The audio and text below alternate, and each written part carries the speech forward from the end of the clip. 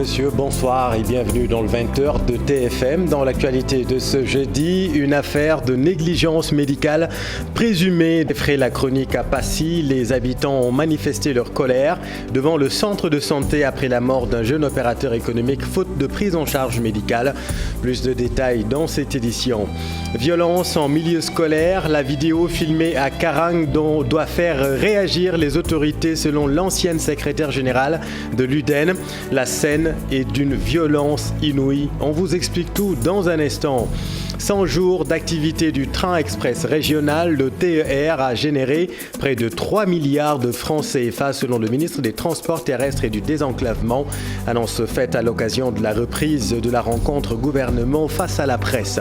Et puis notre reportage à la veille de la Korité, tout le monde trouve chaussures à son pied à Ngaïméré. À quelques jours de l'Aïd, les babouches, espadrilles se vendent bien. Vous le verrez, les artisans affichent le sourire.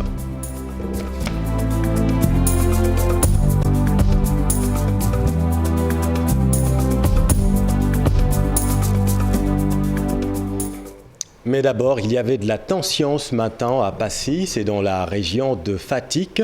Les habitants ont vigoureusement manifesté leur colère devant le centre de santé de la localité.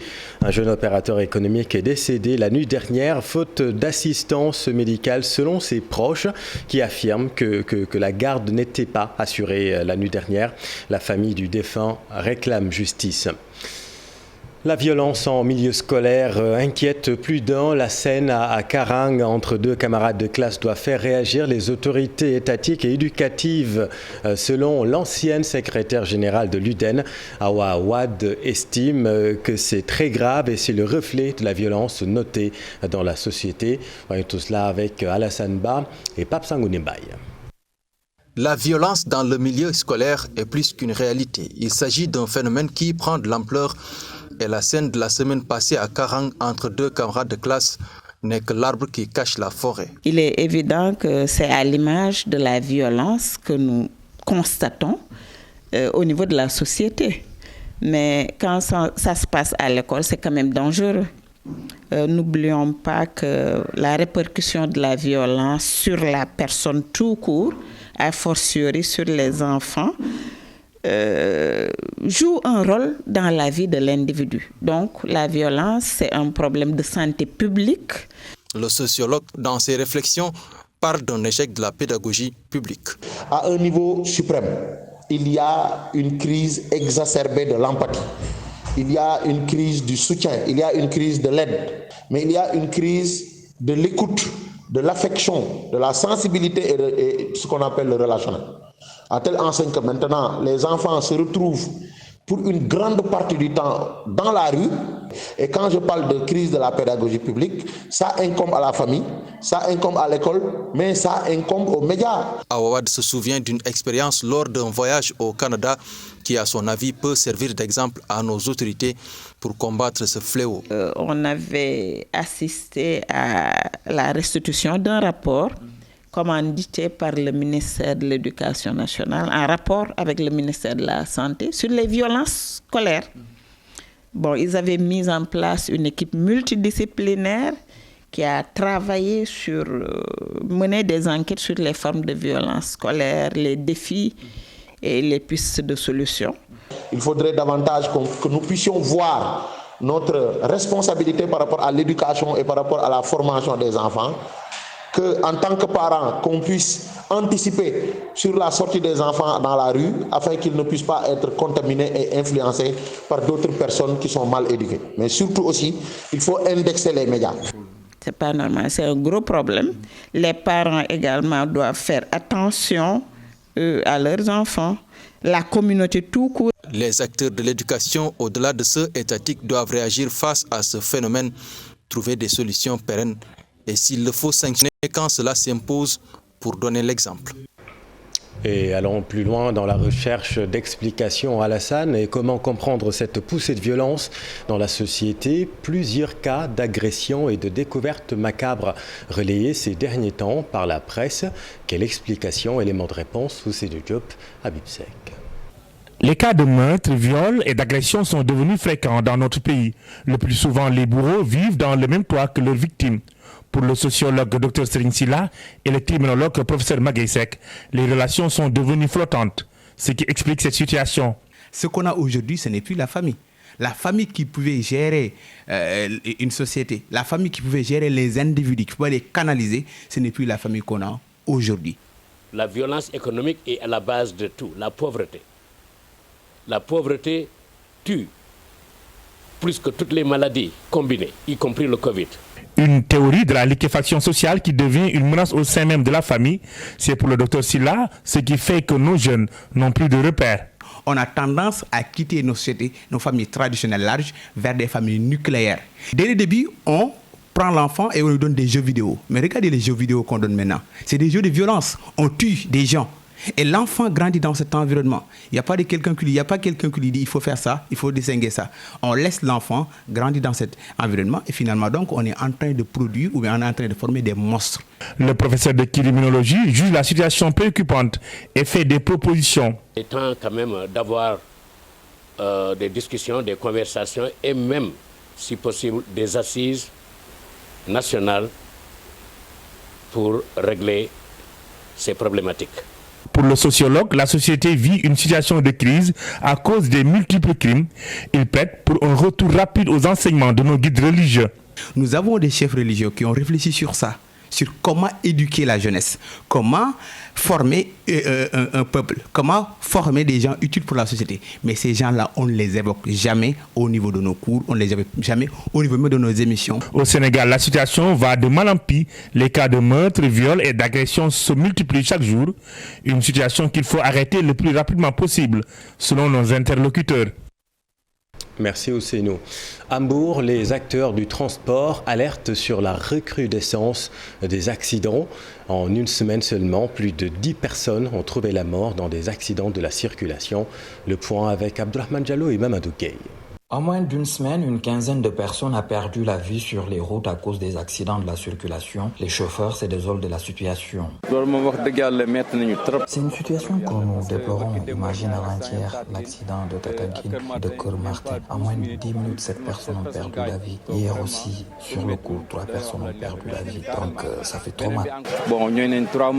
À tort ou à raison, les chauffeurs sont souvent pointés du doigt. Certains d'entre eux pensent qu'il faut revoir l'octroi des permis. La manière dont on délivre les permis, avec ça, on ne peut pas avoir des professionnels. Et à notre niveau, nous, on dit qu'on doit faire quelque chose pour sauver davantage ou bien diminuer aussi les accidents. Comment faire? On va essayer de créer des centres de formation au niveau des gares routières. L'État aussi a une part de responsabilité car les routes sont étroites. Ils pensent que ce sont les permis à points qui sont les solutions contre les accidents. Je dis non, la solution est de revoir la route nationale. Imagine sur cette route, les voitures qui partent en Gambie, Mali et autres passent par là-bas. La solution est qu'on essaie d'élargir cette route avec 2 voies. Là, il y aura moins d'accidents. D'autres pensent que l'absence de policiers ou de gendarmes sur les routes a entraîné cette recrudescence d'accidents. Les chauffeurs et transporteurs rejettent cette thèse. 4 tonnes de médicaments et 7 tonnes de chanvre indien saisis en 2 ans. C'est le bilan effectué par la subdivision des douanes de Kaffrine. Face aux dangers que représentent les produits sur la santé, la douane invite les populations à plus de coordination en dénonçant tout simplement les trafiquants. On est tout cela avec Omar Ndiaye et Boubacar Falbop. En 24 mois, la douane subdivision de Kaffrine a mis la main sur 4 tonnes de faux médicaments. Donc, juste au niveau de la subdivision des douanes de Kaffrine, donc durant ces 2 dernières années, nous sommes à plus de 7 tonnes de chanvre indien et plus de 4 tonnes de médicaments saisis pour une valeur cumulée de plus d'1,4 milliard de francs CFA. Donc principalement, nous avons des aphrodisiaques, des antalgiques et aussi des antibiotiques. Lors de cette dernière opération, ce sont 659 kg de médicaments contrefaits qui sont saisis entre les villages de Diamagadio et Niaoubambali. Une énième saisie selon Moustapha Ndao, sous-lieutenant du poste de douane de Nganda. Nous avons aperçu un véhicule Peugeot 504 communément appelé Berlin. Lorsque nous nous sommes dirigés vers le véhicule pour procéder à son contrôle, le conducteur a brusquement démarré et pris la fuite. C'est à l'issue d'une course-poursuite entre Diamagadio et Ndioben, en passant par Niaoubambali, que nous avons finalement réussi à immobiliser le véhicule et interpeller le conducteur. À bord, nous avons trouvé une cargaison comportant 18 820 boîtes de médicaments, le tout d'un poids total de 651 kg. Et la valeur de ces objets saisis est estimée sur le marché intérieur à 228 millions. La douane, dans le cadre d'un vaste programme de modernisation des équipements, met à la disposition des agents des moyens logistiques importants et des drones pour mieux aider à barrer la route aux trafiquants qui profitent de la porosité des frontières pour faire entrer des médicaments et des produits prohibés dans le pays. Reprise de la rencontre gouvernement face à la presse. Le ministre Mansour Faye est revenu sur le bilan du TER après 100 jours d'activité. Selon le ministre des Transports terrestres et du désenclavement, à ce jour, le train express régional a généré environ 3 milliards de francs CFA, et plus de 5 millions de passagers transportés. Par ailleurs, le ministre annonce que le Sénégal dispose d'un stock d'hydrocarbures important et des commandes sont en cours. Voyons tout cela avec Habib Faye et Alioune Diagne. La crise ukrainienne, avec son lot de conséquences, n'a pas épargné beaucoup de pays dans le monde, surtout dans le domaine pétrolier. Même si le gouvernement du Sénégal estime détenir 4 000 tonnes de kérosène et une commande de 7 000 tonnes en cours. Rassurer les gens par rapport au kérosène. Je pense qu'actuellement, nous avons 4 000 tonnes de kérosène disponibles au Sénégal. Ces 4 000 tonnes vont couvrir peut-être une dizaine de jours. Tout dépendra, on a dit en moyenne 600 tonnes d'utilisation par jour. Une fois maintenant les autres 7 000 arrivés, ça nous ferait 11 000 début mai, même troisième semaine de mai. Le ministre du Pétrole et des Énergies affirme que la Société africaine de raffinage va désormais produire du kérosène pour éventuellement prévenir une crise. Semaine de mai, moi j'ai dit que la SAR devrait redémarrer ses activités. En redémarrant ses activités, la SAR devrait produire également du kérosène. Donc il viendrait se rajouter à ces 7 000 tonnes qui sont attendues, sans compter les autres commandes qui ont été faites pour le mois de mai et pour le mois de juin. 4 ministres devant la presse, le ministre des Infrastructures revient sur le bilan du TER après 14 semaines d'exploitation. 3 milliards générés par le TER selon Mansour Faye pour 50 millions de passagers, soit en moyenne 50 000 passagers transportés par jour. Donc il faut aussi calculer que on a intégré la gratuité qui a démarré depuis le 28 décembre jusqu'au 17 janvier. Et il y a aussi des visiteurs, il y a des écoles, il y a beaucoup de visiteurs qui ont emprunté le train gratuitement.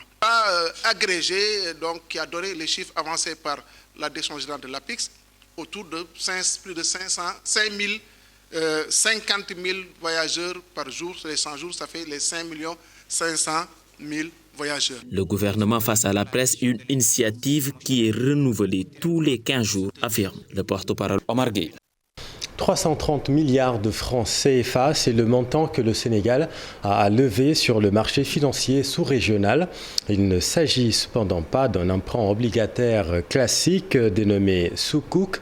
Il se base sur le principe de la charia avec notamment un remboursement sans intérêt.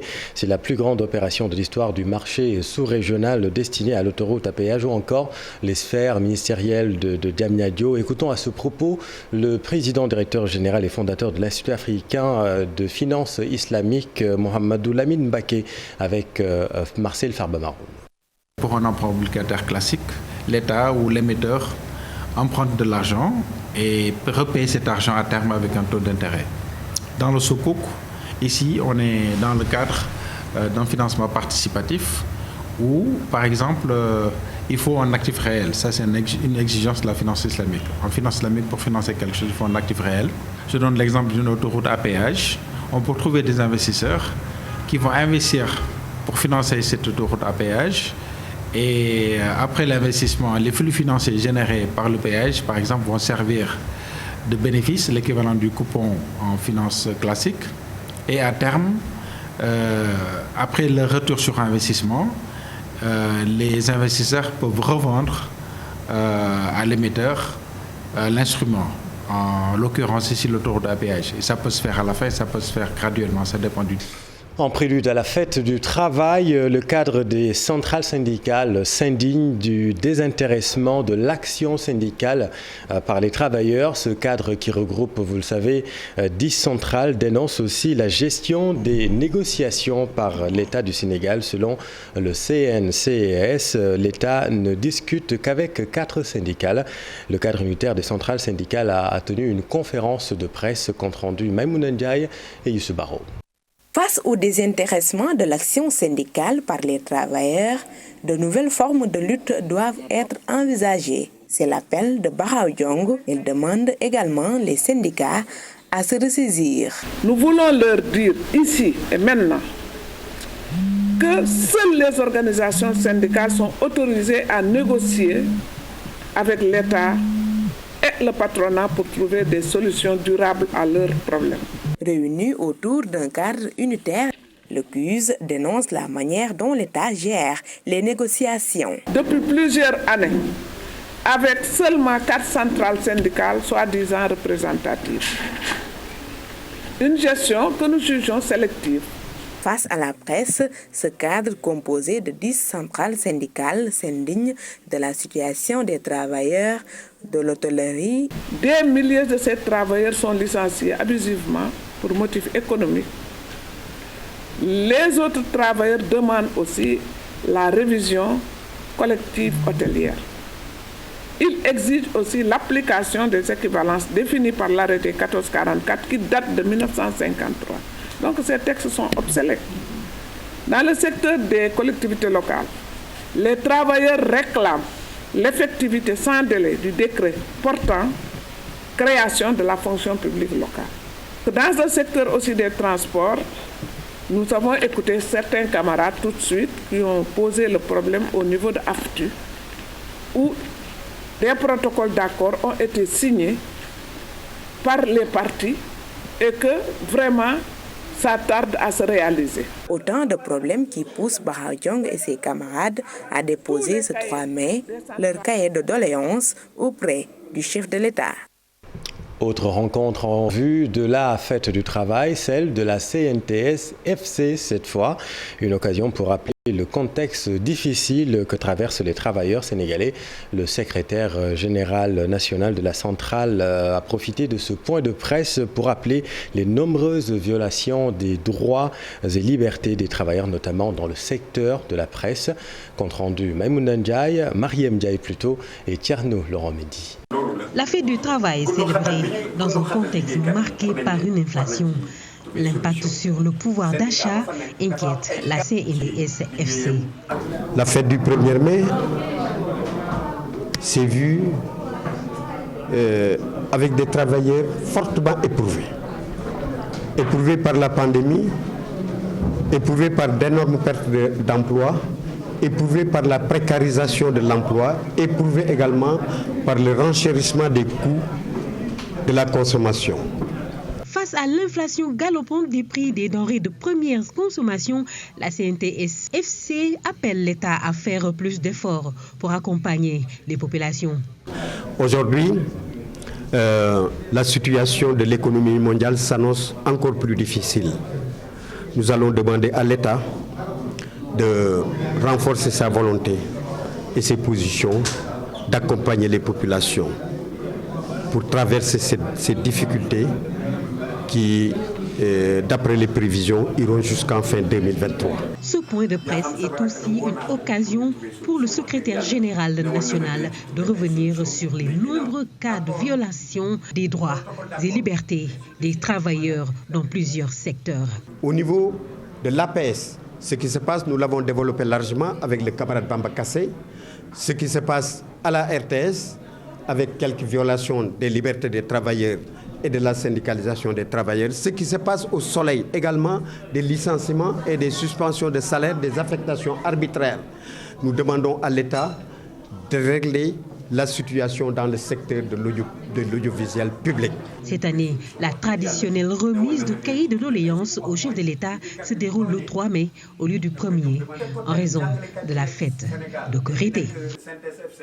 Et justement, à quelques jours de la fête de Korité à Ngaï Mékhé, alors à Ngaï Mékhé, capitale de l'artisanat, les chaussures de Ngaï, très prisées en cette veille de la fête, les babouches espadrilles se vendent bien au grand bonheur des artisans et le volume des exportations a aussi doublé, nous disent nos correspondants Cheikh Anta Diop et Seyla Tir.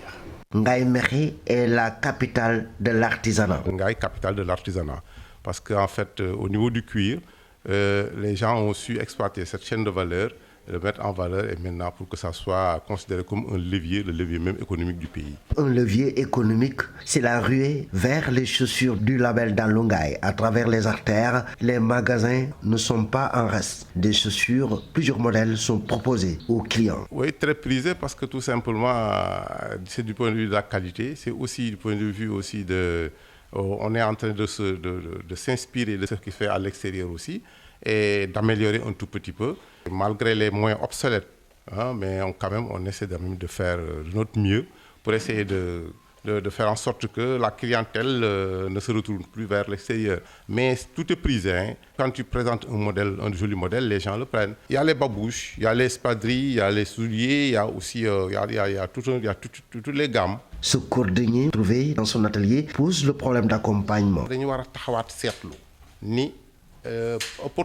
Du point de vue qualité et production, nous avons fait des efforts. Mais ce qui manque, c'est l'accompagnement. Nous avons des difficultés à s'approvisionner en peau et cuir. Le Dalungaï est connu partout dans le monde selon ses artisans de Mékhé. Les exportations cette année ont enregistré une évolution positive.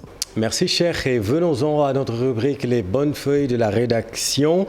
Confluence, spiritualité et science dans l'action de Cheikh Ibrahima Fall et la pensée de Cheikh Anta Diop.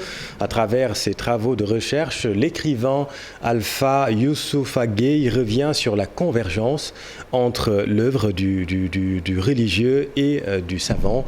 Note de lecture, Ibou Diouf, Diafaraba. Un essai, 2 volumes de 300 pages, une production littéraire pour retracer la trajectoire de Cheikh Ibrahima Fall et Cheikh Anta Diop, 2 acteurs de l'histoire intellectuelle et spirituelle du Sénégal. Nous sommes partis d'un lien que nous avons perçu à travers nos recherches, c'est-à-dire que Cheikh Ibrahima Fall a été le père adoptif de Cheikh Anta Diop. Dans ce livre, l'auteur cherche à montrer cette connexion qui existe entre les 2 hommes. Nous nous sommes rendus compte que finalement, leurs œuvres, leurs actions nous mènent à un dénominateur commun de base qui est la défense, la contribution du noir, des Africains à la science en général, mais en particulier à la religion. Alpha Youssoufa Gueye met en exergue les confiances méconnues entre le savant Cheikh Anta Diop et son père adoptif, Cheikh Ibrahima Fall. Nous pouvons retenir qu'à l'issue de cette recherche, que l'Afrique n'a rien perdu puisque elle a le potentiel pour arriver à un niveau souhaitable. Pour l'auteur, la spiritualité et la science sont susceptibles d'entretenir une relation bénéfique pour l'être humain. Refaire l'histoire du monde, réussir à trouver cette histoire, c'est passer par l'histoire de l'Afrique comme l'avait si bien vu Aimé Césaire. Cet essai est publié par l'expert comptable Alpha Youssoufa Gueye. Dans ses recherches, il a mis l'accent sur les confluences entre ces 2 hommes qui, selon lui, dépassent le cadre naturel de la parenté. Merci Bou. Et puis un mot de sport, l'équipe nationale de football du Sénégal des sourds va disputer les sourds olympiques du Brésil du 1er au 15 mai prochain. Elle a reçu ce jeudi le drapeau national des mains du ministre des Sports Matarba, compte rendu Cheikh Sadibou Diarra et Pape Sangoné Mbaye. Les Lions sourds-muets de football du Sénégal, appelés à honorer encore le peuple. En partance pour les sourds olympiques au Brésil, du 1er au 15 mai prochain, les champions d'Afrique ont reçu le drapeau national. Je vous exhorte à faire preuve de courage, de combativité, d'encouragement, mais aussi de fair play. Une victoire n'est belle que lorsqu'elle est acquise de haute lutte, dans le respect des règles du jeu et l'admiration de vos adversaires. Votre participation à ces compétitions est aussi symbolique et significative, à plus d'un titre.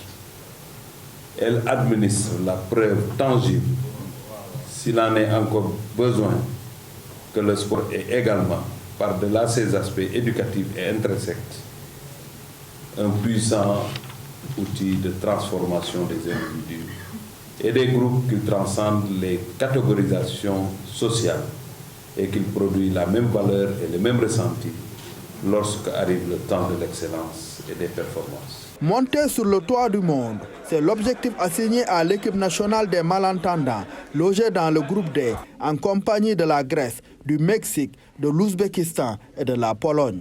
Allez jusqu'au bout de cette compétition et je suis sûr que si vous réussissez à aller jusqu'au bout de cette compétition, les Sadio Mané feront de même. Nous y croyons parce que nous avons l'engagement qu'il faut, nous avons aussi les atouts techniques qu'il faut. Et les conditions ont été réunies pour vous permettre d'aller jusqu'au bout de cette compétition. Les Lions sourds-muets rejoignent le Brésil ce vendredi nuit. Ils disputent leur premier match face à la Pologne lundi à partir de 13h.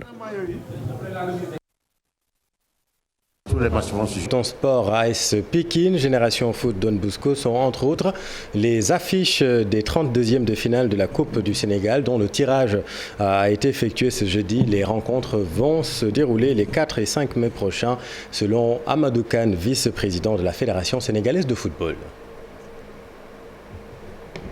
Ou le 5, tous les matchs vont se jouer, soit le 4 ou le 5. Les dispositions nécessaires vont être prises par les ligues comme d'habitude. Bonne chance à tout le monde. Voilà, c'est la fin de cette édition. Merci infiniment de l'avoir suivi. Les programmes continuent sur TFM. Restez avec nous, vous êtes au bon endroit. Bonne soirée.